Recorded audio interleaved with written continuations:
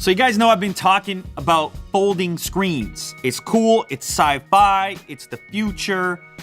Now up until this point, I've only showcased the idea of a folding screen in a smartphone in the form of the Galaxy Fold, which, well, who knows where that thing is right now? It's who can find it? I don't know. Where's the Galaxy Fold? It ain't here. It doesn't mean it's not the future. It doesn't mean it's not gonna be an eventual reality, because this tech, the hardware, appears to be here to stay and trickling into other devices, including this one in front of me. Now, this thing is a prototype, but I am very excited to have it here, to be one of the first people to look at this in studio. This is the Lenovo folding PC. Now, you may have seen clips floating around the internet. It's a totally different form factor. Forget about a smartphone. This is a way bigger folding display aimed at kind of replacing maybe your tablet, maybe your laptop. That remains to be seen. It's a clear indication into what a futuristic laptop replacement, tablet replacement type of computing platform can be. I'm gonna bring in Willie Doo because he's been briefed. He's the expert. Look at this. He made notes and everything. We got to be prepared on this one because the eventual commercially available product may change a little bit. But this showcased the proof of concept really nicely. So. Okay. At first, it kind of looks like the X1 tablet. You know how the screen comes off from the key? It kind of seems like that's what it might be. But of course, I'm guessing that's not the magic part. Well, the magic part is what? Like this? Cool. Oh, now it's kind of like a notebook, like a leather. It's kind of like a leather notebook, like something you would write with a pen in. Exactly. It's got a similar vibe. Like, look at the size of it. It's tiny. Yeah. Now, keep in mind, I mean, like, we're looking at this. You see the hinges here. You're not really sure how it operates. Prototype. Mm-hmm. We just need to be clear. Prototype. Very prototype. Now, obviously, this is an OLED as well because it bends. So, Samsung has like a snap hinge. This one is apparently torque. Torque hinge. Yeah. It sounds very powerful. Yeah. Apparently, you could fold it many, many times. They did a lot of testing on it. Obviously, you could prop it up like this.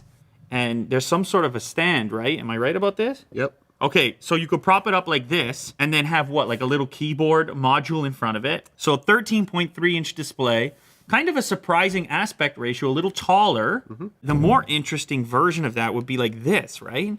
Like you would have it like that with like a keyboard down here. Yeah, and you could show it off. So tap on that and it should reorient itself. Hey. There you go. And then you could check out a video here. And what you can do is you can start searching. It's so magical. So show look at that. Okay, Will, so why don't you break down the specs for us here? I know you got a list there. So for the display, it's using an LG display here. It's obviously an OLED 2K display with the 4:3 ratio. Each screen is 9.6 inches. Each of these two? Yes. So if it was two separate displays, it would be 9.6 on each side. Yeah.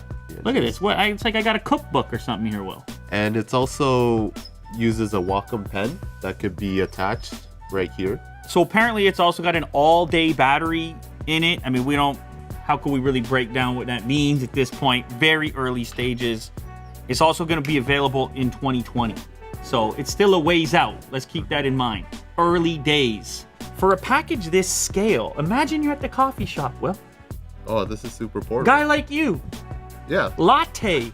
Okay, let me try typing on this. I'm real curious. I'm a big keyboard guy. It's the reason I'm even using the X1 Carbon. Now, can you hold it like this and start typing? I wonder if like the keys can split and then you could start typing. I could type like this. I could type like this. I could reach to the middle. There you go. Let's see. Unbox. Therapy. Yeah, I mean, like, yeah. And that is so weird when you're scrolling on the bent display. Look at this, Jack. That's magic right there, okay? That's technology. That's why we do this. It's why we're in this business. It's crazy, man. It's science fiction. What are we doing? What are we doing in technology, Will? It's like when I used to watch, in the old days, Blade Runner type stuff. This is what they couldn't put in the movie because they didn't have it at the time, but this is sort of what you imagined. I'm having an experience right now. Yeah. Because it doesn't, in your brain, it doesn't really don't fully receive it for the. And just knowing that the keyboard is digitized, it could be removed at any time. It's like, oh, it could be more screen real estate. Changing its form to meet the criteria, whatever it is that you're asking it for. Exactly. That's the exciting part. This one demonstrates that possibly even better than the phone. Because the phone, there was a lot of conversation about, well, when do you use the phone when it's folded up? And when do you fold it out? And do you have the time? Because with a phone, there's still a lot of one-handed use that goes on throughout the day. A casual kind of like pop in, pop out type of thing. Still trying to figure it out. Still trying to figure it out. And from a form factor perspective, the thing roughly the same scale. This one has some key advantages that the phone can't say that it has to the same extent. If it's a replacement for a laptop, let's say, it ends up in a way smaller package than a laptop with a similar specification. A lot of people speculated that this was the true implementation for this tech.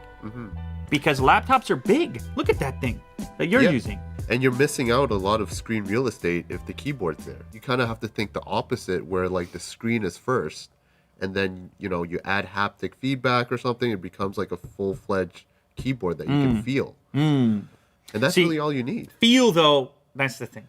Because for me, I'm always talking feel, Will. I know there's going to be some external module, but like, am I carrying it everywhere? Probably not. Flip side, though, you pull that out at a coffee shop, holy moly. You're turning some heads. You're going to get some serious attention, dude. Whoa. Look, I don't know, man. I'm into laptops. I'm a laptop guy.